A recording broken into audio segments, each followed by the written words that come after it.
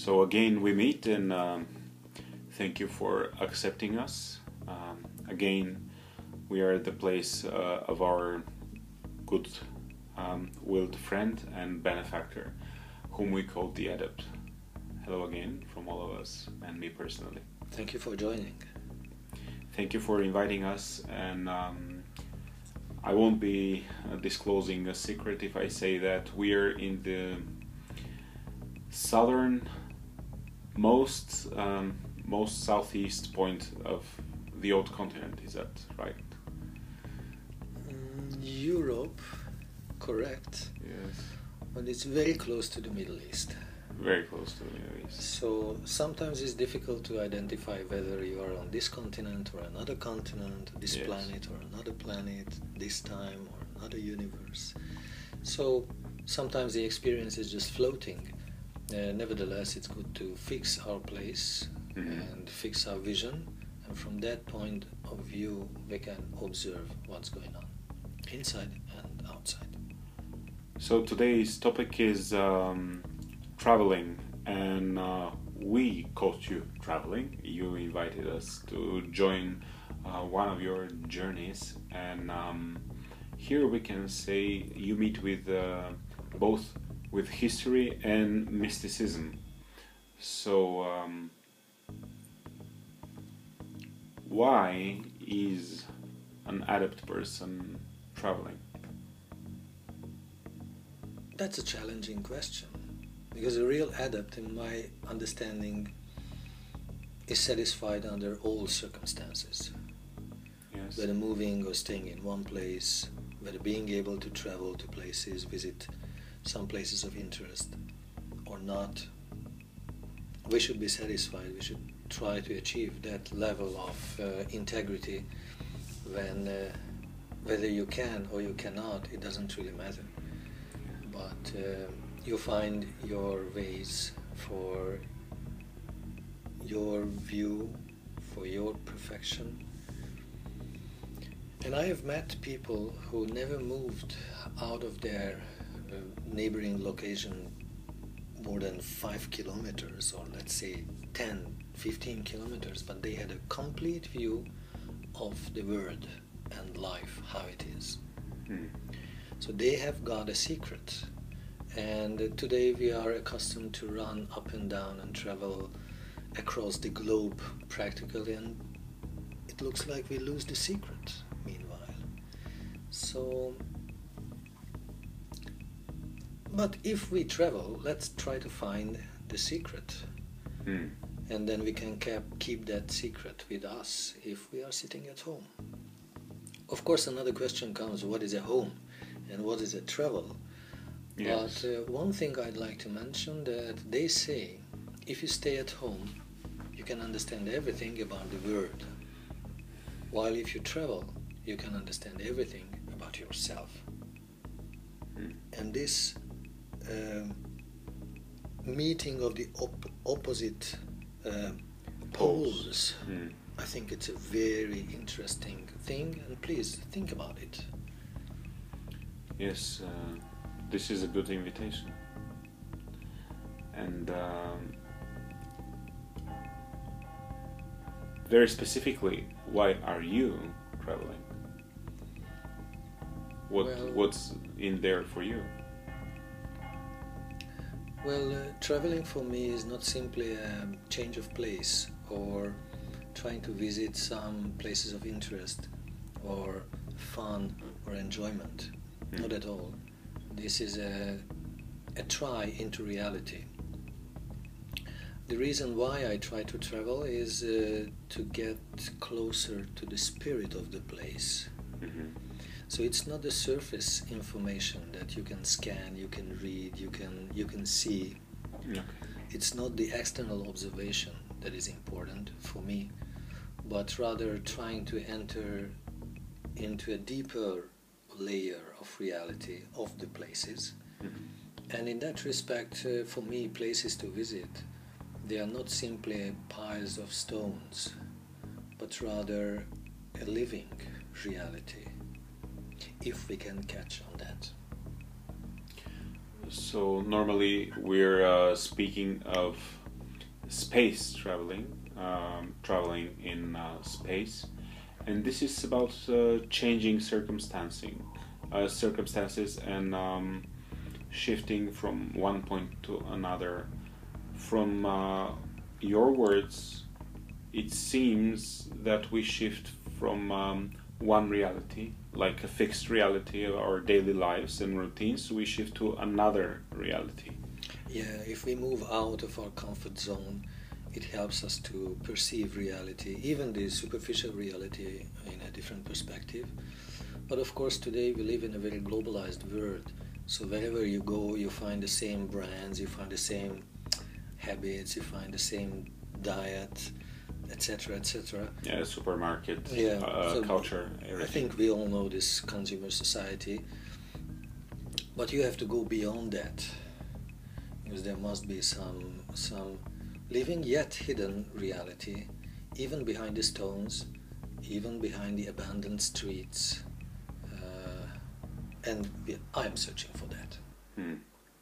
So, in space traveling or geographical traveling, we are changing context, and from your words, it seems that we can have a direct experience of, let's say, other dimensions or hidden meanings.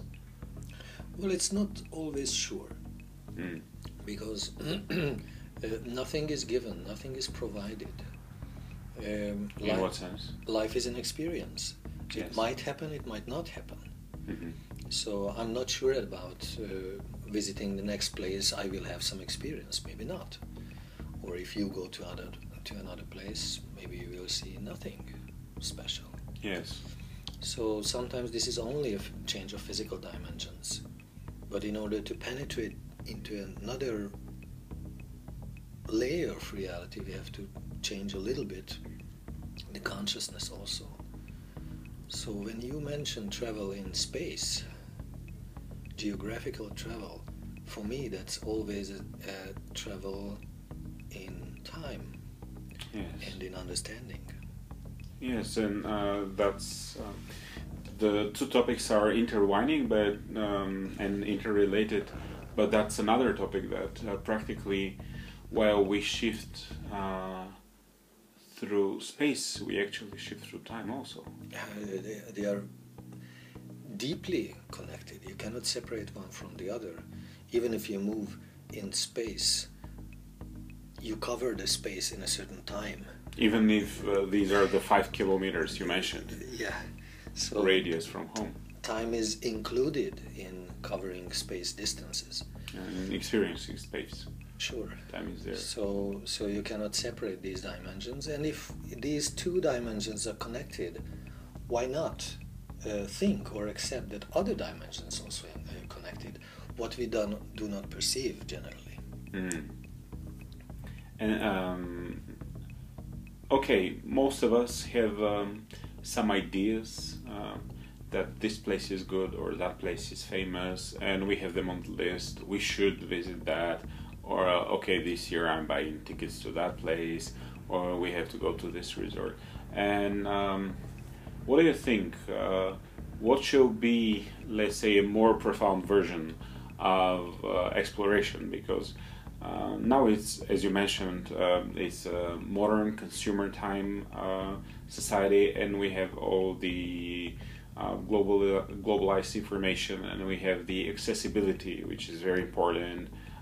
We travel practically for less than a day or 24 hours to every part of the world. But what should be a more profound approach, and how to go to places? Yeah, I agree. How to travel? Practically, you can cover any distance in any small time these days, and travel is one of the major businesses on this planet Earth. So I think maybe the second or third largest business idea, this tourism and travels and everything that is included in this picture. And I'm trying not to talk about that, although we use the the facilities of these business enterprise. Yeah, it's like a working network. Yeah, it gives you the opportunity. Sure, like the airplanes and everything that is connected to this, and but don't stuck to that. Because Go this beyond. is physical transportation. Correct. Go beyond. And what's the next layer, or what's the layer that you would advise for us to reach? Well, for me, a real travel is wherever you are, you should find something. And for that, it's not really necessary to move to places. But wherever, even if you walk out into your garden, you might find something that tells you a story that helps you to understand a deeper and a more profound reality. And this is a question of personal ability and a personal tuning, so to say. Nevertheless, as I mentioned, if we move out of our comfort zone and if we move out of our known realities, then we are prone to experience something more. But I have met a lot of people who had been traveling in a consumer mentality way. Yes, quickly visiting all the places and trying to catch everything in one shot, and they are sitting at home and they have the same lack of inner fulfillment. So we're traveling, but we're not achieving. Practically, yes. And if we examine life as a whole experience, it starts from the cradle and it ends in the coffin. Two boxes. Two boxes made of wood. And this whole fuss, this whole hustle about, it's just between these two directions, the starting point and the destination. So we should be careful how to use our time between these two endpoints and consider what is necessary, as we should cultivate the permanent more than the impermanent. Can we say that we have to start a journey for a deeper meaning? Actually, by taking birth, we have started the deeper meaning, this deeper journey. We have already started that. Maybe we don't realize, but this whole affair, this life experience on this planet Earth is about this, the more profound journey. How are we ending with so much stress, broken families, consumer ideas, blank faces, blank voices? Well, I think this is the garbage that you throw here and there while you are traveling. But you are there, and the essential partners are there. They are not thrown away. So something stays with us in this experience. And I hope that this parable, life as a travel, will give us some meaning. Because if you travel, you have to understand it's not a permanent residence. You're on the way, you're way farther. So where is my reality? What is the depth of my experience? So studying our journeys as metaphors, as by comparison, and gaining some insights, searching for hidden secrets, or what's that? Cue cards. Yeah, these days everybody is waiting for the big secrets and the grand realizations and this and that. But I think that's another kind of, so to say, spiritual consumer mentality. A form of sensationalist approach. Yeah. Although the miracles are always with us, Mm-hmm. Just to think, just to see, just to move. It's a miracle by itself. It's already there. So again, this depends on the intensity of our experience. Mm-hmm. Even the slightest, the most insignificant element of life or very basic experience of life might be a revelation, depending on our vision. Mm-hmm. Okay.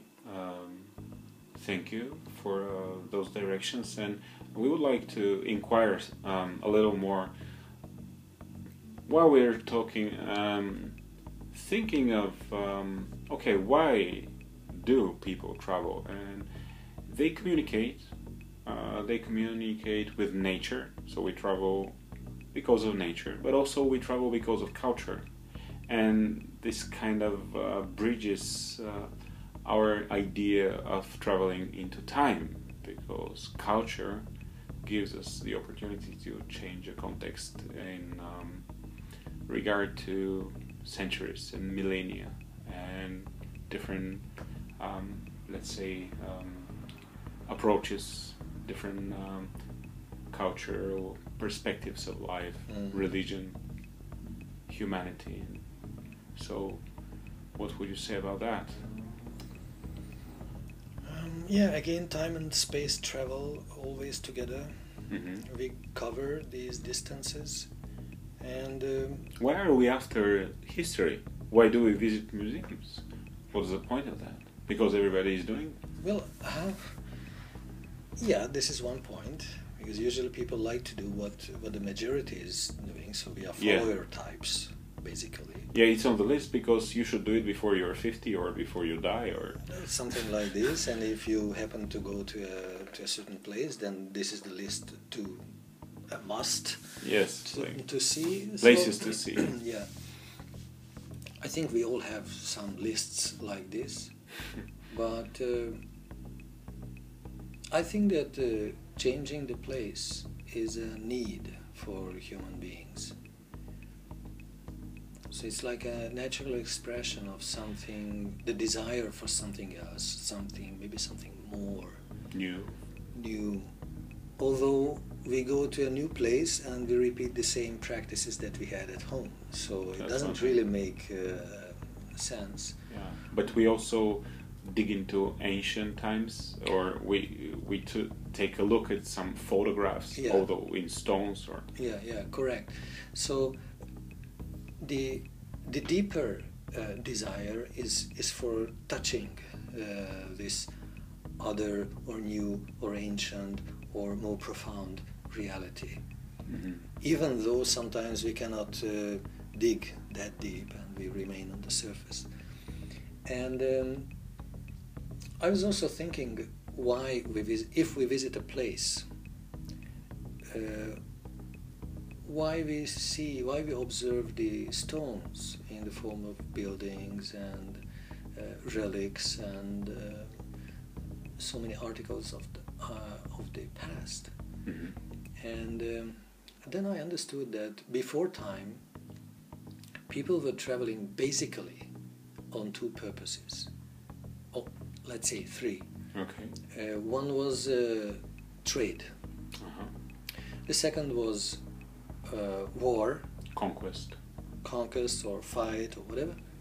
And the third was, which is a very important and major factor, was pilgrimage. Pilgrimage, yes. Yeah. And these three different aspects of changing place, time, circumstances started to create a network between people, between cultures, between continents, mm-hmm. for some good and for some bad purposes, yes, included. But still today we move along this network, and we should pick our preference. We should choose our preference. Whether you travel on business purposes, whether you're a conqueror, even if a domesticated one, mm-hmm. or you are a pilgrim. Yeah, an admirer, a worshipper.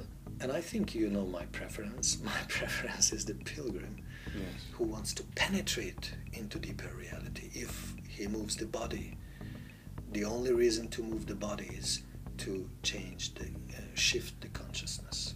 Mm-hmm. So in a search for sacredness and sacred meaning. Yes, and I think again we are back to the original idea that we started this bodily life existence on this planet Earth as a journey. Mm-hmm. And if we want to make it a profound journey, then we should give more quality to that. More quality. Okay, and a final, although you are returning us to this idea of wholeness and completion, but there is a question we want to ask you, and this is, isn't it traveling about going beyond our limitations? Isn't it this urge to go beyond? Like in history and in geography, we're like extending or expanding our perceiving of realities, and it's like we stretch back into time and forth into space or something like that. Yes and no, because usually we like comfortable travels. Yes. Right. But what to speak of extremists, like these extreme sports or extreme challenges that people like to take, Yes. mostly for raising their adrenaline. Yes. But I think what you mentioned is a different type of challenge. Yes. Although it's a virtual reality type, because we are not really experiencing the full picture or the full experience. Nevertheless, if you are fortunate enough, then in a few days you can have a complete picture, like thunderstorms and sunshine and health and danger, life and death, up and down, heaven and hell. You can experience everything.